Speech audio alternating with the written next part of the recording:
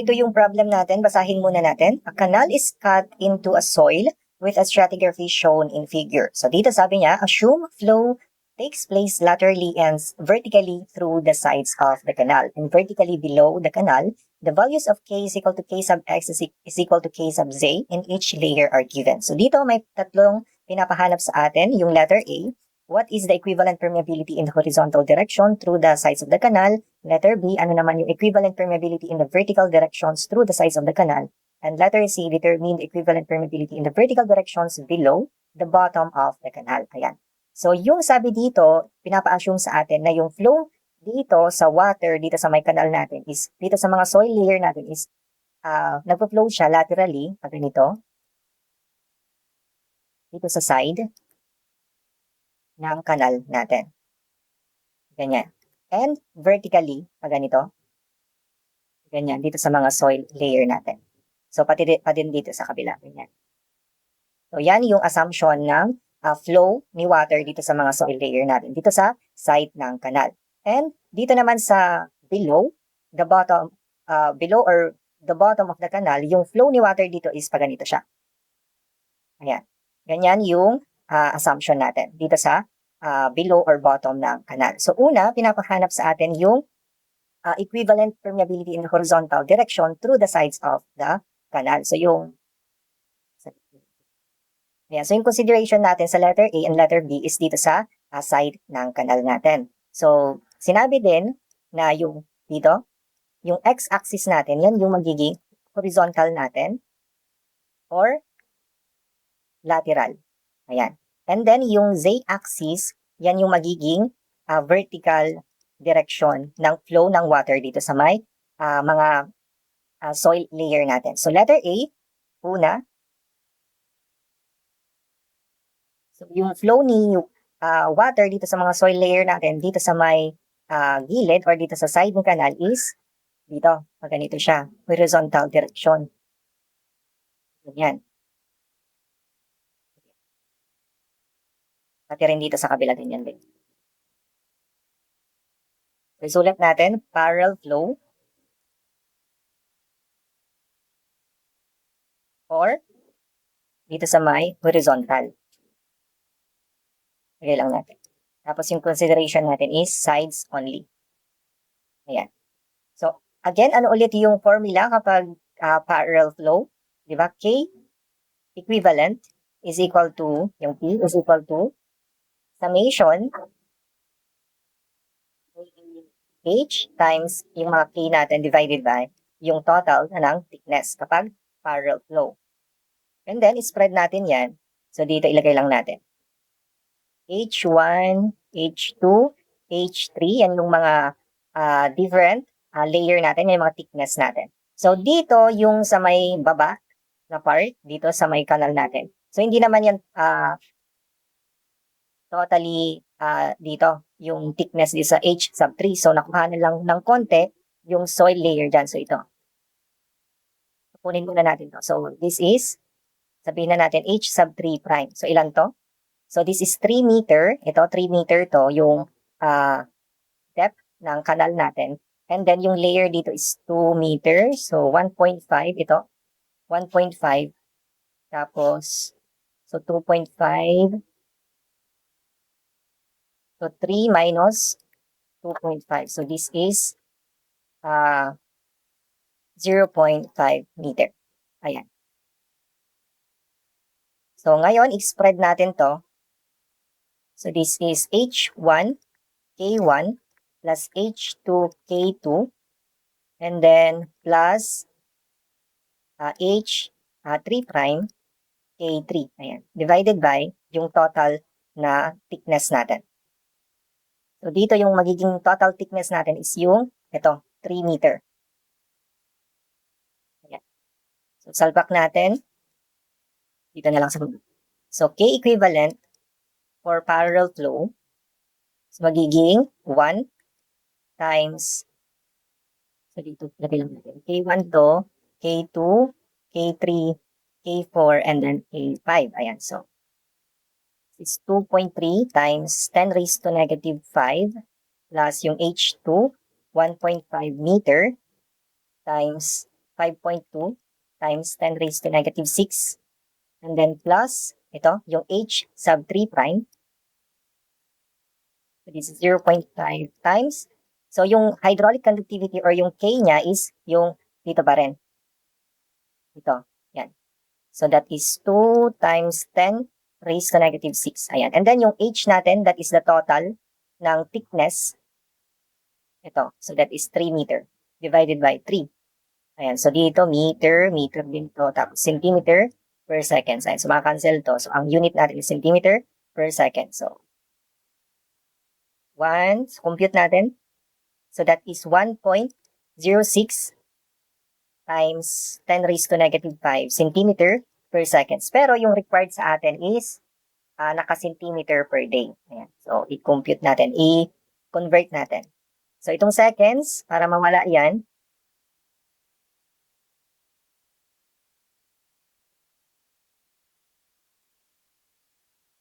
so 3,600 seconds ay equal lang yun sa 1 hour.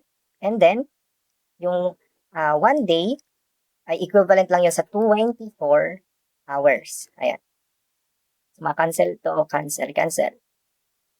Ayan, so, now, 1.06 times 10 raised to negative 5 times 3,600 times 24. So, that is 0.916 centimeter per day. Ayan. So, yan yung K equivalent natin pagdating dito kay, dito sa side ng canal natin in horizontal direction or yung parallel flow natin. So, next tayo, letter B. Ito, ano naman yung magiging K equivalent natin pagdating sa vertical direction. So, yung ito naman, dito sa z-axis yung pagganito. And then, ang consideration lang natin is yung sa sides lang ng kanal. So, letter B.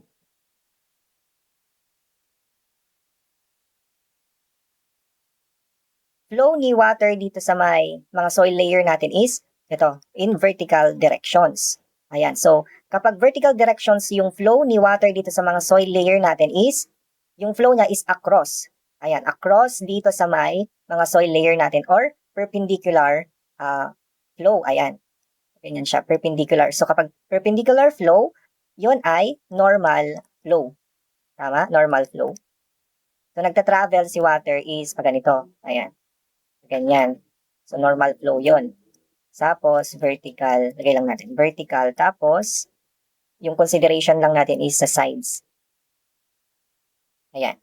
So, kapag normal flow, yung formula natin is K equivalent, normal is equal to yung total ng travel natin divided by yung summation ng mga H divided by K natin.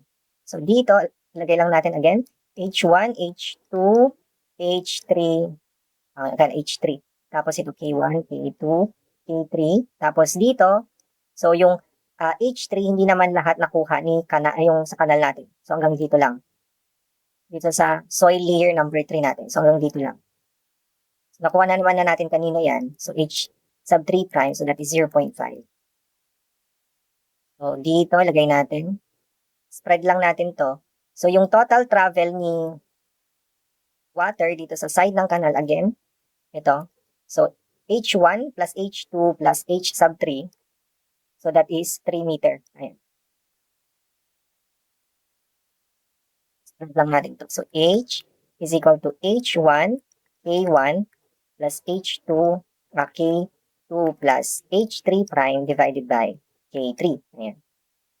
Ilagay lang natin. So, 3 meter. Tapos, yung H1, so 1 meter divided by 2.3 times 10 raised to negative 5 plus 1.5 divided by 5.2 times 10 raised to negative 6 plus yung H 3 prime natin, 0.5. And then yung K niya is 2 times 10 raised to negative 6. Ayan. So, meter to, tapos centimeter per seconds to. So, maka-cancel to.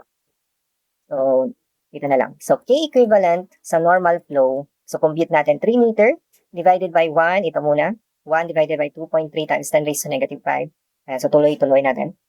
So, magiging answer natin dyan is 5. Check natin. 3, 1, 2.3. Tapos negative 5. plus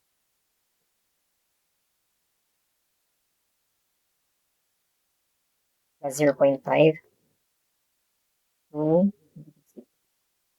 that is 5.155 na lang times 10 raised to negative 6. Ayan. Tapos centimeter per seconds. And then again, yung required natin is, dito natin ang kulay.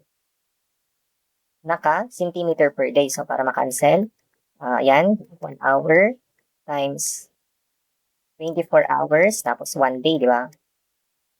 Maka-cancel itong mga to. So again, i-times natin times ito, times 3,600 times 24. So that is 0.445 centimeter per day. Ayan. So yan yung K equivalent ng natin dito sa may vertical. Ayan. So yan yung, again, kapag sinusukat natin yung hydraulic conductivity, yan yung gaano ba siya kabilis or kadali na tumagos dito sa mga soil layer natin. Ayan, so ito. That is 0.445 cm per day kapag vertical direction yung flow ni water dito sa may side ng canal natin or dito sa mga soil layer natin. And next is letter C. Ito. Determine naman natin yung equivalent permeability in the vertical directions. Ito, below the bottom of the canal. So dito. Ito naman yung consideration natin dito. Sa bottom ng canal. And then yung flow ni water dito is pa ganito. So vertical. So again, yung flow ni water is vertical, tapos yung flow niya is across dito sa mga soil layer natin or perpendicular dito sa mga soil layer natin. So that is normal flow. See. Normal flow yun. Tapos vertical. And then ang consideration natin is below or bottom na lang. Yeah, sa bottom. Sulit ulit natin yung K equivalent normal is equal to yung summation ay yung total ng travel ni water divided by summation ng H divided by K natin. So dito yung consideration na natin is dito. Yan. So magiging total natin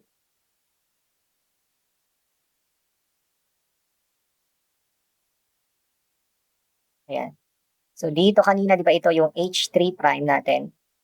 This is 0.5. So dito, so ilagay lang natin H1, yung mga thickness ng mga soil layer natin.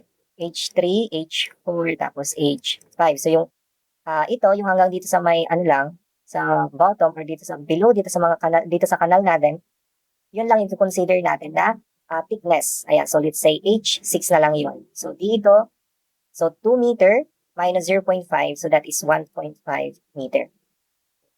So tanggalin ko na to. Dito. So, yung consider lang natin is yung ito lang na part.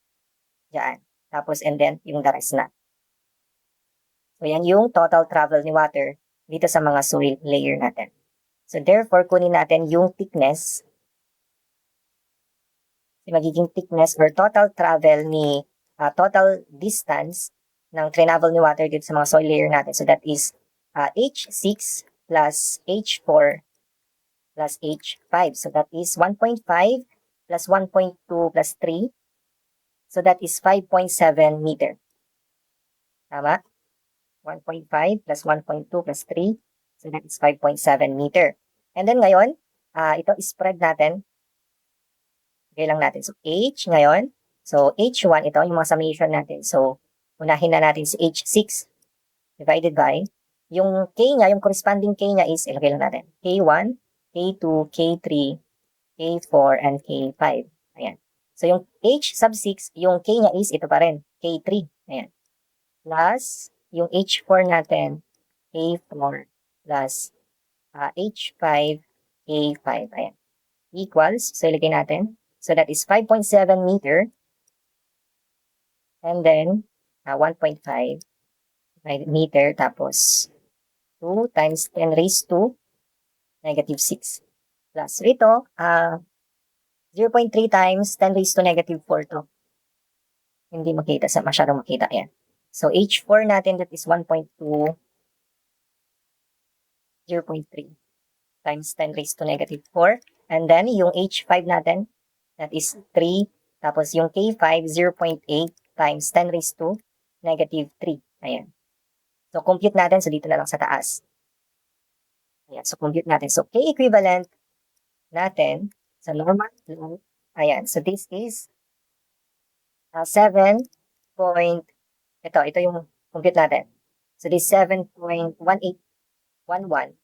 times 10 raised to negative 6. Ayan, so dito madalas natin nakakalimutan. Huwag nyo kalimutan to yung times 10 raised to negative 6. Ayan. Baka makalimutan nyo. So, mamamali yung answer natin.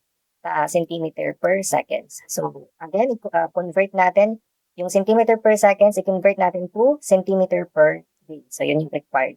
So, mag-times tayo ng 3,600 seconds divided by 1 hour and then 24 hours times 1 day. So, yung magiging sagot natin dito, yung K equivalent natin, so that is 0.620 na lang. Centimeter, makancel ito. So, maiwan centimeter per day. Ayan. So, again, yan yung sagot natin. So, yan naman yung kung gaano kabilis si water na tumagos or mag-flow dito sa mga soil layer natin dito, below, dito sa kanal natin. Ayan. So, yan yung mga sagot natin for this problem.